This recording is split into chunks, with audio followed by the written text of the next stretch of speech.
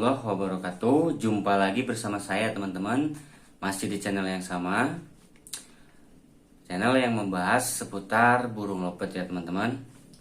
Nah, di pembahasan kali ini kita beralih ke lopet jantan ya teman-teman, sesuai yang tertera pada judul dari video ini ya teman-teman, yaitu rawatan lopet jantan dari nol. Nah, untuk lopet jantan ini kita sedikit agak berbeda ya teman-teman dari lopet betina yang pernah kita bahas, yang pernah saya bahas waktu itu. Jadi untuk lopet jantan ini kita tidak perlu cenderung untuk mengkhawatirkan tentang birahi ya, tapi dengan satu kunci, yaitu birahinya birahi bunyi. Karena ini menurut versi saya ya, sepengalaman pribadi saya, semakin tinggi birahi lopet jantan ini maka semakin bagus. Tapi balik lagi ke karakter burungnya atau ke kapasitas burung tersebut ya. Kalau misalkan burungnya punya karakteristik yang birahinya kebunyi, nah itu makin tinggi makin bagus teman-teman. Nah, sebelumnya saya ucapkan mohon maaf jikalau nanti dalam pembahasan video ini ada sedikit kesalahan atau baik dari editing video ini ataupun bahasanya ya teman-teman. Karena balik lagi, setiap kicomania termasuk saya itu punya ciri khas tersendiri dalam merawat burung lopet ya teman-teman. Jadi tidak semuanya sama, semuanya berbeda. Ada ciri-ciri khasnya masing-masing ya teman-teman. Nah, secara intensitas untuk setiap lopet ini ya sama ya teman-teman. Jadi kita mainin birahinya, cuman di lopet jantan ini ya kita lebih mendongkrak birahinya gitu loh teman-teman. Jadi nggak seribet lopet betina gitulah ya. Jadi lopet jantan ini kalau menurut saya lebih simpel. Nah, sebelum ke pembahasan yang lebih detail, kita sepakati terlebih dahulu ya teman-teman, bahwasanya lopet jantan yang akan kita bahas ini adalah lopet dari ombyokannya, atau ya kita proses dari nol, yang enggak punya terah durasi atau ya sebutlah lopet ombyokan ya teman-teman. Nah, kalau udah kita sepakati, kita lanjut. Tapi sebelumnya saya mohon buat teman-teman yang belum bergabung di channel ini, tolong bergabung dulu dengan klik tombol subscribe-nya, nyalakan lonceng notifikasinya, like juga komen ya teman-teman.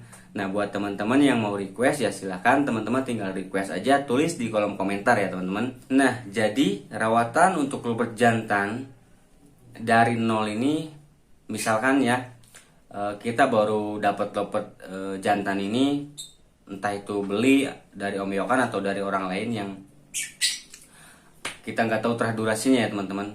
Katakanlah kita baru dapat. Nah, selama dari awal pertama kita dapat sampai 3 hari ya teman-teman, porsinya 3 hari. Nah, selama 3 hari ini kita porsikan lopet jantan ini untuk beradaptasi dulu dengan lingkungan sekitar kita ya teman-teman. Jadi hal yang pertama itu kita sediakan tempat untuk penyinggelan lopet tersebut, baik itu di luar rumah nanti ketika kita angin-anginkan, atau di dalam rumahnya pun sama ya teman-teman. Jadi kita sediakan tempat untuk khusus penyinggelan ya. Nah, jadi hari pertama ini kita nggak perlu mandi jemur ya. Biarkan dulu si lopet ini beradaptasi dulu dengan lingkungan sekitar kita. Jangan dimandikan, jangan diembun. Kita cukup keluarkan saja jam 6 pagi. Terus ya biasa bersihin kandang, kemudian angin-anginkan. Pakan tetap kasih pakannya 50% ya, polos sama yang kencang. Kita kasih 50% dulu. Kemudian kita cantelkan di tempat yang sekiranya ya bisa dilalui orang ya teman-teman. Jadi agak ramai biar dia cepat beradaptasi dan nggak kagetan gitu loh. Dia biar cepat berinteraksi dengan, terbiasa dengan keramaian ya teman-teman. Nah, untuk penempatan di dalam rumah pun kalau misalnya teman-teman punya banyak lopet ya disekat aja dulu selama 3 hari ya. Fungsinya ini kita untuk melihat dulu karakter lopet tersebut ya teman-teman. entah dia udah punya karakter ngekek atau belum, atau cuman ngetak-ketik aja, atau cuman kuak-kuak aja. Ya kita bisa lihat dari situ ya teman-teman. Nah anggaplah ini udah 3 hari ya teman-teman. Jadi kita udah tahu karakter tentang lovebird kita ya. Lovebird jantan tersebut maksud saya.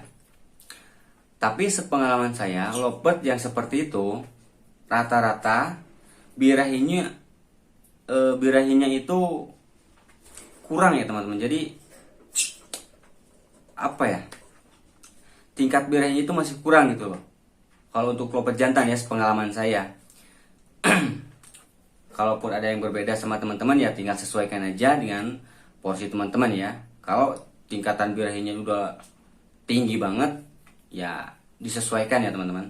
Tapi sepengalaman saya rata-rata untuk lovebird jantan ini cenderung kayak kurang birahi ya teman-teman, kalau kita baru dapat dari Om Yokan atau dari orang lain ya.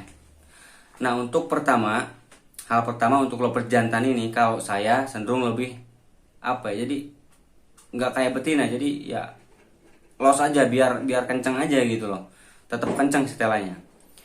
Untuk pengembunan ini teman-teman opsional ya. Teman-teman kalau misalkan mau embun ya boleh, tinggal embun aja. Kalau misalkan gak ada waktu buat ngembun ya gak apa-apa. Nah kemudian lanjut untuk mandi jemur ya teman-teman. Nah untuk mandi jemur ini kita lihat dulu. Kalau misalkan lovebird ini mau mandi sendiri ya biarkan aja dia mandi sendiri. Kalau misalkan nggak mau mandi, kita kontrol teman-teman. Ya usahakan untuk mandi ini hanya, kalau saya ya biasanya seminggu itu 3 kali ya teman-teman. Seminggu 3 kali, jadi nggak tiap hari, biar birahinya itu tetap kencang gitu untuk porsi mandi. Tapi kalau misalkan dia mau mandi sendiri ya nggak apa-apa ya, tinggal kita kasih cepuk yang agak besar biar dia mandi sendiri. Tapi tetap kita kontrol ya teman-teman. Porsi mandi ini bagi saya hanya untuk sekedar bukan menetralisir aja ya, tapi untuk kebersihan si lovebird tersebut juga ya teman-teman. Tidak lupa juga untuk kebersihan kandangnya juga harus tetap diperhatikan ya, agar tetap steril, sehat ke burungnya juga ya teman-teman. Nah ini untuk mandi ya. Nah untuk jemurnya seperti biasa teman-teman, dari awal terbit matahari, porsi jemurnya ini kalau saya biasanya 2 jam ya. Adapun kalau memang burungnya itu masih minta kencang, yaitu kita kasih 3 jam aja. Cukup sampai jam 10, jangan lebih dari jam 10 itu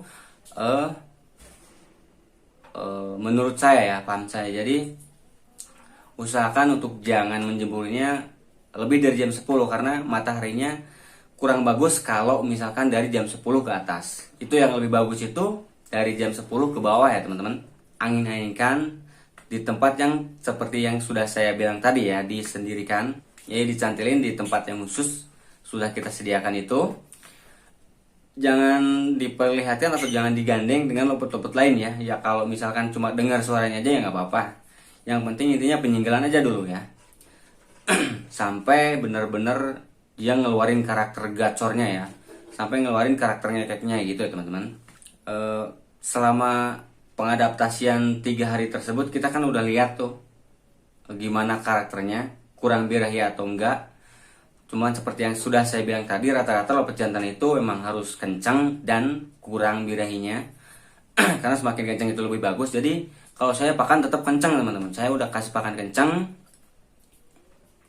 sampai benar-benar gacor. Pokoknya pakan tetap kencang. Untuk pakan ya teman-teman opsional aja, bisa pilih pakan dari jenis merek apapun, banyak di online shop atau toko-toko burung terdekat ya teman-teman. Untuk jagung aja. Untuk jagung aja, kasih tiap hari teman-teman. EF-nya jagung, kasih tiap hari sampai benar-benar ngeluarin karakter gacornya ya. Nah kemudian kebersihan kandang tetap dijaga seperti yang sudah saya bilang tadi. Sekitar beberapa jam nanti sorenya kita masukkan ke dalam rumah seperti biasa teman-teman. Di dalam rumah pun kita tetap sendirikan, ataupun kalau memang nggak ada tempat ya teman-teman boleh sekat aja. Yang penting nggak saling lihat sama lovebird lain ya. Sama jangan dikerodong. Kalau saya nggak pakai sistem kerodong ya, pakainya itu sistem ablak. Kalau saya setiap lopet saya pakainya sistem ablak ya teman-teman. Untuk mengurangi tingkat kecenderungan kepo, tetap kita porsikan dengan single koloni beda sangkar ya teman-teman. Itu hal terpenting sekali, jangan sampai terlewatkan. Dan terapkan sistem itu di penjemuran, itu aja cukup. Sistem single koloni beda sangkar itu sangat bermanfaat sekali ya teman-teman. Nah, untuk perawatan lopet jantan ini segitu kalau menurut saya cukup ya teman-teman, karena seperti yang saya bilang tadi, jadi kalau lopet jantan itu cenderung lebih simpel ketimbang lopet betina ya teman-teman. Jadi kita biarin aja, los pokoknya kenceng aja gitu ya teman-teman.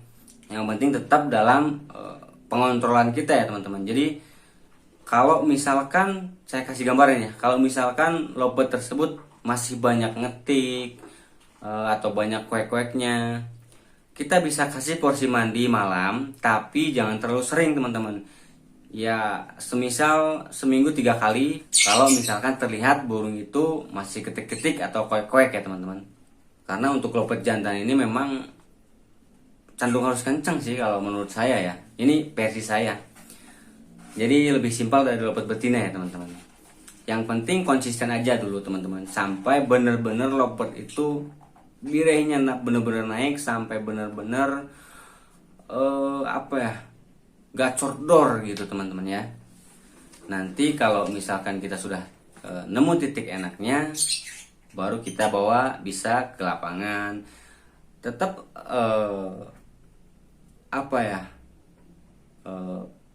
hasil akhirnya itu di lapangan sih teman-teman. Karena di lapangan itu kan setiap kita main ke lapangan itu lopet kita ini bertemu dengan berbeda-beda lopet gitu lah. Minggu ini dengan lopet yang ini, minggu ini dengan lopet yang ini. Jadi tetap hasilnya itu di lapangan teman-teman. Jadi itulah pentingnya kita ngajak jalan-jalan dia ke lapangan teman-teman. Kalau misalkan dia sudah ngerasa atau misalkan kita sudah ngerasa ini lopet pantas untuk dibawa ke lapangan, ya kita bawa teman-teman. Nah, mungkin cukup sekian ya teman-teman untuk video kali ini. Mudah-mudahan bermanfaat dan cocok di lopet teman-teman ya. Akhir kata saya ucapkan assalamualaikum warahmatullahi wabarakatuh.